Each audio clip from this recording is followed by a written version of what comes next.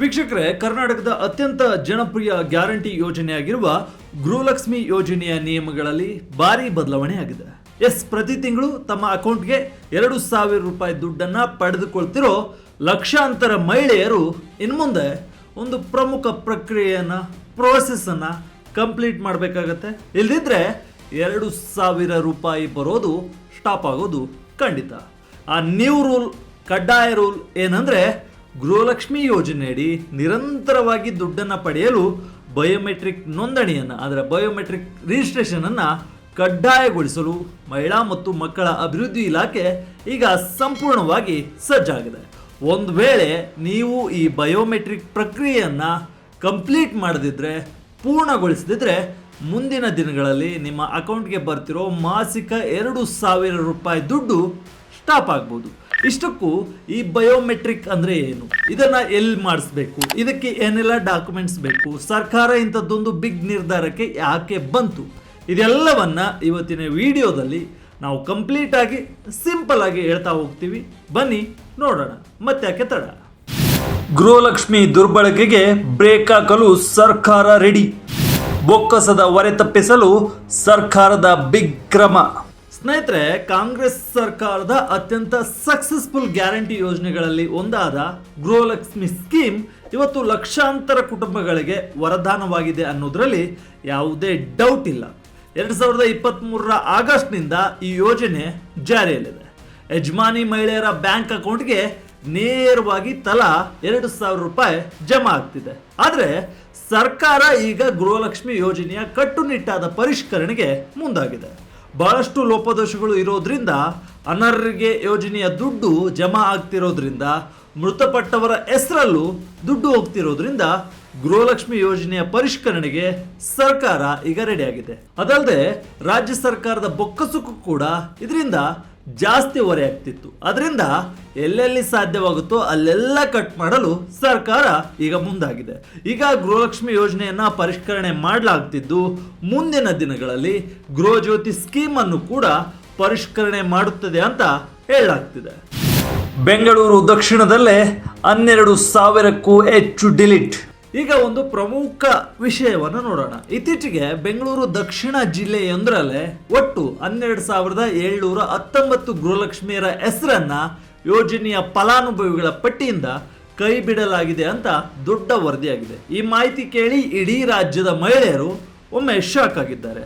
ಆದರೆ ಈ ರೀತಿ ನೇಮ್ಗಳನ್ನ, ಫಲಾನುಭವಿಗಳನ್ನ ಡಿಲೀಟ್ ಮಾಡಲು ಸರ್ಕಾರಕ್ಕೆ ಬಲವಾದ ಕಾರಣಗಳಿವೆ. ಯಾಕಂದ್ರೆ ಬೆಂಗಳೂರು ದಕ್ಷಿಣ ಅಂದ್ರೆ ರಾಮನಗರ ಜಿಲ್ಲೆಯಲ್ಲೇ ನಡೆದಿರೋ ಪರಿಶೀಲನೆಯಲ್ಲಿ ಈವರೆಗೆ ಬರೋಬ್ಬರಿ 6,624 ಮೃತ ಮಹಿಳೆಯರ ಖಾತೆಗೆ ಯೋಜನೆಯ ದುಡ್ಡು ಡಿಪಾಸಿಟ್ ಆಗಿರೋದು ಪತ್ತೆಯಾಗಿದೆ. ಅಂದ್ರೆ ಫಲಾನುಭವಿ ಮಹಿಳೆ ಮೃತಪಟ್ಟಿದ್ರೂ ಕೂಡ ಅವರ ಅಕೌಂಟ್ಗೆ ಸರ್ಕಾರದಿಂದ ದುಡ್ಡು ಹೋಗುತ್ತಲೇ ಇತ್ತು. ಇದರ ಜೊತೆಗೆ ರೂಲ್ಸ್ ಪ್ರಕಾರ ಆದಾಯ ತೆರಿಗೆ ಅಂದ್ರೆ IT ಅಥವಾ GST ಪಾವತಿಸುತ್ತಿರುವ ಮಹಿಳೆಯರು ಈ ಯೋಜನೆಗೆ ಅರ್ಹರಲ್ಲ. ಆದರೂ ಕೂಡ ಸುಮಾರು 4,800 IT GST ಪಾವತಿಸುವ ಮಹಿಳೆಯರು ಈ ಯೋಜನೆಯ ಲಾಭ ಪಡೆಯುತ್ತಿದ್ದರು. ಈ ಕಾರಣಕ್ಕೆ ಇವರೆಲ್ಲರ ನೇಮನ್ನ ಲಿಸ್ಟ್ನಿಂದ ಕೈ ಬಿಡಲಾಗಿದೆ. ಬೆಂಗಳೂರು ದಕ್ಷಿಣ ಜಿಲ್ಲೆಯಲ್ಲಿ ಒಟ್ಟು 2,82,030 ಮಹಿಳೆಯರು ಈ ಯೋಜನೆಯ ಫಲಾನುಭವಿಗಳಾಗಿದ್ದರು. ಇದೀಗ ಅನರ್ಹರು ಮತ್ತು ಮೃತಪಟ್ಟವರ ಹೆಸರನ್ನ ತೆಗೆದುಹಾಕಲಾಗ್ತಿದೆ. ಮೃತ ಫಲಾನುಭವಿಗಳ ಖಾತೆಗಳಿಗೆ ಜಮಾ ಆಗಿರೋ ಹಣವನ್ನ ಹಿಂಪಡೆಯಲು ಮತ್ತು ಇಲಾಖೆಯ ಡೇಟಾವನ್ನ ಕ್ಲೀನ್ ಮಾಡಲು ಅಧಿಕಾರಿಗಳು ಈಗ ಭರ್ಜರಿ ಕ್ರಮವನ್ನ ತಗೋತಿದ್ದಾರೆ. ಸ್ಥಳೀಯ ಅಂಗನವಾಡಿ ಕಾರ್ಯಕರ್ತರ ಮೂಲಕವೇ ಈ ಮಹತ್ವದ ಮಾಹಿತಿಯನ್ನ ಕಲೆ ಹಾಕಲಾಗ್ತಿದೆ. ಏನಿದು ಒನ್ ಟೈಮ್ ಬಯೋಮೆಟ್ರಿಕ್ ಸಿಸ್ಟಮ್, ಯಾವೆಲ್ಲ ಡಾಕ್ಯುಮೆಂಟ್ಸ್ ತಗೊಂಡು ಹೋಗ್ಬೇಕು? ಹಾಗಾದ್ರೆ ಇಂಥ ಅಕ್ರಮ ದುಡ್ಡು ಸಂದಾಯ ಮತ್ತು ಯೋಜನೆಯ ದುರ್ಬಳಕೆಯನ್ನು ತಡೆಯಲು ಸರ್ಕಾರ ತಂದಿರೋ ಹೊಸ ನ್ಯೂ ಐಡಿಯಾ ಏನ್ ಗೊತ್ತಾ? ಅದೇ one time biometric verification process. ಇದಕ್ಕಾಗಿ ಫಲಾನುಭವಿಗಳು ತಮ್ಮ ಹತ್ತಿರದ ಸೇವಾ ಕೇಂದ್ರಗಳಿಗೆ ಹೋಗಿ ತಮ್ಮ ಹೆಬ್ಬೆಟ್ಟು ಅಥವಾ ಫಿಂಗರ್ ಪ್ರಿಂಟ್ ಅಥವಾ ಕಣ್ಣುಗಳು ಐರಿಸ್ ಸ್ಕ್ಯಾನ್ ಅಥವಾ ಫೇಸ್ ಸ್ಕ್ಯಾನ್ ಮಾಡಿಸಿ ತಮ್ಮ ಗುರುತನ್ನ ಮತ್ತೊಮ್ಮೆ ಅಧಿಕೃತವಾಗಿ ದೃಢೀಕರಿಸಬೇಕಾಗುತ್ತೆ. ಈ ಪ್ರಕ್ರಿಯೆ ಕೇವಲ ಒಂದು ಬಾರಿ ಮಾತ್ರ ಮಾಡಬೇಕಾಗಿರೋದ್ರಿಂದ ಇದಕ್ಕೆ ಒನ್ ಟೈಮ್ ಬಯೋಮೆಟ್ರಿಕ್ ಅಂತ ಹೆಸರಿಡಲಾಗಿದೆ. ನೀವು ಈ ಬಯೋಮೆಟ್ರಿಕ್ ಪ್ರಕ್ರಿಯೆಗಾಗಿ ಸೇವಾ ಕೇಂದ್ರಗಳಿಗೆ ಹೋಗುವಾಗ ಕೆಲವು ಪ್ರಮುಖ ಡಾಕ್ಯುಮೆಂಟ್ಸ್ಗಳನ್ನು ತಗೊಂಡು ಹೋಗೋದು ಕಡ್ಡಾಯ, ಕಂಪಲ್ಸರಿ. ಅದರಲ್ಲಿ ಮೊದಲನೇದಾಗಿ ಬಂದು ನಿಮ್ಮ ಆಧಾರ್ ಕಾರ್ಡ್ ಕಡ್ಡಾಯವಾಗಿ ಬೇಕೇ ಬೇಕು. ಆಧಾರ್ ಕಾರ್ಡ್ ಮೂಲಕ ಸಕ್ಸಸ್ಫುಲ್ ಆಗಿ ಬಯೋಮೆಟ್ರಿಕ್ ಮ್ಯಾಚಿಂಗ್ ಆದ ನಂತರವೇ ನಿಮ್ಮ ವೆರಿಫಿಕೇಶನ್ ಕಂಪ್ಲೀಟ್ ಆಗುತ್ತೆ. ಇದರ ಜೊತೆಗೆ ನಿಮ್ಮ ಒರಿಜಿನಲ್ BPL ಅಥವಾ ಅಂತ್ಯೋದಯ ರೇಷನ್ ಕಾರ್ಡ್ ಹಾಗೂ ಗೃಹಲಕ್ಷ್ಮಿ ಅಪ್ಲಿಕೇಶನ್ ರಸೀದಿ ಅಥವಾ ವಿವರಗಳನ್ನು ಕಡ್ಡಾಯವಾಗಿ ತೆಗೆದುಕೊಂಡು ಹೋಗಬೇಕು. ರೇಷನ್ ಕಾರ್ಡ್ನಲ್ಲಿರೋ ಮಹಿಳೆಯ ಹೆಸರೇ ಇಲ್ಲಿ ಮ್ಯಾಚ್ ಆಗಬೇಕಾಗುತ್ತೆ. ಇನ್ನೊಂದು ಇಂಪಾರ್ಟೆಂಟ್ ವಿಷಯ ಏನಪ್ಪ ಅಂದರೆ, ಒಂದು ವೇಳೆ ಫಲಾನುಭವಿಗಳು ಪರಿಶಿಷ್ಟ ಜಾತಿ ಅಥವಾ ಪರಿಶಿಷ್ಟ ಪಂಗಡಕ್ಕೆ ಸೇರಿದವರಾಗಿದ್ದರೆ ನಿಮ್ಮ ಜಾತಿ ಪ್ರಮಾಣ ಪತ್ರದಲ್ಲಿರೋ RD ಸಂಖ್ಯೆಯನ್ನು ನೀಡೋದು ಕೂಡ ಕಂಪಲ್ಸರಿ ಆಗುತ್ತೆ. ಈ ಇಲಾಖೆಯು ಇಡೀ ಪ್ರಕ್ರಿಯೆಯನ್ನು ಸುಲಭಗೊಳಿಸಲು ಮಹಿಳಾ ಮತ್ತು ಮಕ್ಕಳ ಅಭಿವೃದ್ಧಿ ಇಲಾಖೆ ಒಂದು ವಿಶೇಷವಾದ ಮೊಬೈಲ್ ಆ್ಯಪನ್ನು ಕೂಡ ಡೆವಲಪ್ ಮಾಡ್ತಿದೆ. ಮುಂದಿನ ತಿಂಗಳ ಒಳಗೆ ಈ ಹೊಸ ಬಯೋಮೆಟ್ರಿಕ್ ವ್ಯವಸ್ಥೆ ಸಂಪೂರ್ಣವಾಗಿ ಚಾಲ್ತಿಗೆ ಬರಲಿದೆ ಅಂತ ಅಧಿಕಾರಿಗಳು ಅಂದಾಜಿಸಿದ್ದಾರೆ. ಬಯೋಮೆಟ್ರಿಕ್ ನೋಂದಣಿ ಎಲ್ಲಿ ಮಾಡಿಸಬೇಕು? ಬಯೋಮೆಟ್ರಿಕ್ಗೆ ಸೇವಾ ಶುಲ್ಕ ಎಷ್ಟು ಇರಲಿದೆ? ಈಗ ನಿಮ್ಮ ತಲೆಯಲ್ಲಿ ಒಂದು ಪ್ರಶ್ನೆ ಮೂಡಿರ್ಬೋದು, ಅದೇನಪ್ಪ ಅಂದರೆ ಈ ಬಯೋಮೆಟ್ರಿಕ್ ವೆರಿಫಿಕೇಶನ್ ಮಾಡಿಸೋಕೆ ನಾವು ಎಲ್ಲಿಗೆ ಹೋಗಬೇಕು ಅಂತ. ಅದಕ್ಕೆ ಸರ್ಕಾರ ಸೂಕ್ತ ವ್ಯವಸ್ಥೆ ಮಾಡಿದೆ, ಎಲ್ಲ ರೀತಿಯ ವ್ಯವಸ್ಥೆಗಳನ್ನು ಮಾಡ್ತಿದೆ. ನಿಮ್ಮ ಊರು ಅಥವಾ ನಗರಗಳಲ್ಲಿರೋ ಬೆಂಗಳೂರು 1, ಕರ್ನಾಟಕ 1, ಗ್ರಾಮ 1 ಅಥವಾ ಸೇವಾ ಸಿಂಧು ಸೇವಾ ಕೇಂದ್ರಗಳಿಗೆ ಭೇಟಿ ನೀಡಿ ನೀವು ಈ ಬಯೋಮೆಟ್ರಿಕ್ ಪ್ರೋಸೆಸ್ಸನ್ನು ಭಾಳ ಸುಲಭವಾಗಿ, ಭಾಳ ಈಸಿಯಾಗಿ ಮಾಡಿಸ್ಕೊಳ್ಬೋದು. ಇದಕ್ಕೆ ಯಾವುದೇ ಮೊದಲೇ ಅಪಾಯಿಂಟ್ಮೆಂಟ್ ತಗೊಳ್ಳೋ ಅಗತ್ಯ ಇರೋದಿಲ್ಲ, ಅಂದರೆ ಪ್ರೀ ಅಪಾಯಿಂಟ್ಮೆಂಟ್ ಬೇಕಿಲ್ಲ.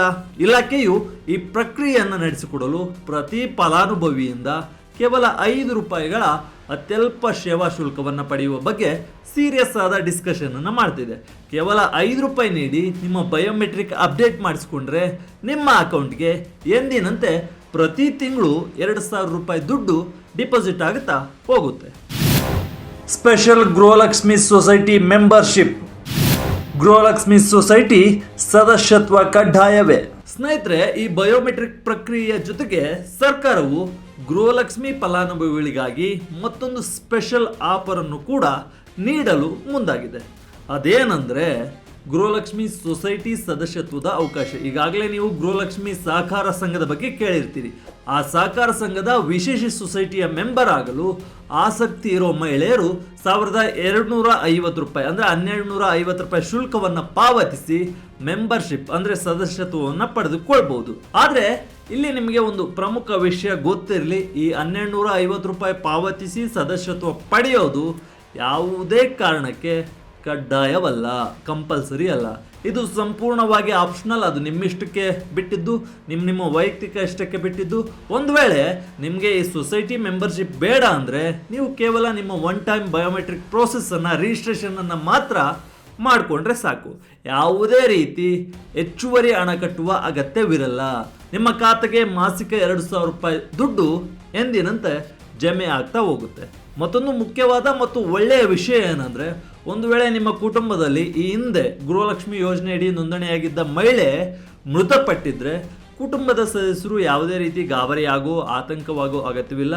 ಮೃತ ಫಲಾನುಭವಿಯ ಬದಲಿಗೆ ಆ ಕುಟುಂಬದಲ್ಲಿರುವ ಮತ್ತೊಬ್ಬ ಅರ್ಹ ಮಹಿಳೆಯನ್ನ, ಅಂದರೆ ಕುಟುಂಬದ ಮತ್ತೊಬ್ಬ ಯಜಮಾನಿ ಹೊಸ ಫಲಾನುಭವಿಯಾಗಿ ಸೇರಿಸಲು ಸರ್ಕಾರ ಅವಕಾಶವನ್ನು ನೀಡ್ತಿದೆ. ಇದರಿಂದ ಬಡ ಕುಟುಂಬಗಳಿಗೆ ಯೋಜನೆಯ ಲಾಭ ತಪ್ಪದಂತೆ ನೋಡಿಕೊಳ್ಳಲು ಸರ್ಕಾರ ಮುಂದಾಗಿದೆ. ಒಟ್ನಲ್ಲಿ ಸರ್ಕಾರದ ಈ ನ್ಯೂ ರೂಲ್ ಉದ್ದೇಶ ಲೂಟಿಯನ್ನು ತಡೆಯೋದು ಮತ್ತು ನಿಜವಾದ ಎಲಿಜಿಬಲ್ ಬಡ ಮಹಿಳೆಯರಿಗೆ ಮಾತ್ರ ಈ ಯೋಜನೆಯ ದುಡ್ಡು ತಲುಪುವಂತೆ ಮಾಡುವುದಾಗಿದೆ. ಹಾಗಾಗಿ ಗೃಹಲಕ್ಷ್ಮಿ ಯೋಜನೆಯ ಫಲಾನುಭವಿಗಳು ಈ ಹೊಸ ಬಯೋಮೆಟ್ರಿಕ್ ಅಪ್ಡೇಟ್ ಅನ್ನು ಗಮನದಲ್ಲಿಟ್ಟುಕೊಂಡು ಪ್ರಕ್ರಿಯೆ ಅಧಿಕೃತವಾಗಿ ಆರಂಭವಾದ ತಕ್ಷಣ ನಿಮ್ಮ ಸಮೀಪದ ಗ್ರಾಮ 1, ಬೆಂಗಳೂರು 1 ಅಥವಾ ಕರ್ನಾಟಕ 1 ಅಥವಾ ಸೇವಾ ಸಿಂಧು ಸರ್ವಿಸ್ ಸೆಂಟರ್ಗೆ ಭೇಟಿ ನೀಡಿ ಬಯೋಮೆಟ್ರಿಕ್ ಅಪ್ಡೇಟನ್ನು ಮಾಡಿಕೊಳ್ಳುವುದು ಒಳ್ಳೆಯದು. ಇಲ್ಲದಿದ್ದರೆ ನಿಮಗೆ ಬರ್ತಿರೋ ₹2,000 ನಿಲ್ಬಹುದು. ಹಾಗಾದರೆ ಸರ್ಕಾರದ ಈ ನಿರ್ಧಾರದ ಬಗ್ಗೆ ನಿಮಗೇನು ಅನಿಸುತ್ತೆ? ಈ ಒನ್ ಟೈಮ್ ಬಯೋಮೆಟ್ರಿಕ್ ವೆರಿಫಿಕೇಶನ್ ನಿಮ್ಮ ತಂದಿದ್ದು ಸರಿನಾ ಅಥವಾ ತಪ್ಪಾ? ನಿಮ್ಮ ಅಭಿಪ್ರಾಯವನ್ನು ಕಮೆಂಟ್ ಮೂಲಕ ತಿಳಿಸಿ. ಇದು ವಿಜಯ ಕರ್ನಾಟಕ ವಿಶೇಷ. ಇದೇ ರೀತಿ ವಿಡಿಯೋಗಳಿಗಾಗಿ ವಿಜಯ ಕರ್ನಾಟಕ ವೆಬ್ ಅನ್ನು ಫೇಸ್ಬುಕ್, ಯೂಟ್ಯೂಬ್ ಮತ್ತು ಇನ್ಸ್ಟಾಗ್ರಾಮ್ನಲ್ಲಿ ಫಾಲೋ ಮಾಡಿ. ಧನ್ಯವಾದ.